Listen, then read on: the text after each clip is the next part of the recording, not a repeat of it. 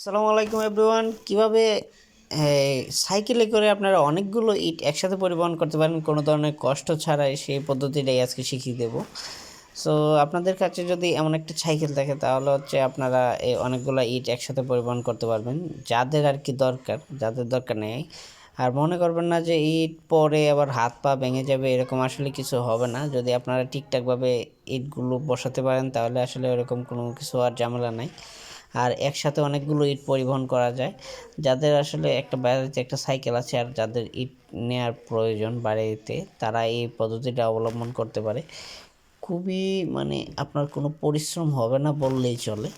আর হচ্ছে যদি আপনারা কাঁধে করে অথবা মাথায় করে নিতে চান তাহলে এটাতে অনেক পরিশ্রম লাগবে। আর হচ্ছে বড় কোনো গাড়ি ইউজ করলেও আসলে এটা অনেক পরিশ্রম লাগবে। সো আপনারা এই পদ্ধতিটা অবলম্বন করতে পারেন যাদের অল্প স্বল্প ইট আছে নেওয়ার জন্যে। আর যদি গাড়িতে করতে চান বা অনেক বেশি ইট, তখন আসলে আপনারা লেবার ইউজ করতে পারেন। আর এমনিতে যদি অল্প স্বল্প ইট হয় তাহলে এভাবে আমার পদ্ধতিটা অবলম্বন করতে পারেন। এটা খুবই ভালো মানের পদ্ধতি আমি মনে করি। একসাথে অনেকগুলো ইট নেওয়া যায় আর পরিশ্রম একদম নাই বললেই চলে, সহজে পরিবহন করা যায়। সো এই পদ্ধতিটা অবলম্বন করতে পারেন। আমি করলাম, আমার অল্প কিছু ইট ছিল, সো আমি নিজেই নিয়ে যাচ্ছি। আপনারাও এটা অবলম্বন করতে পারেন। সো আসসালাম।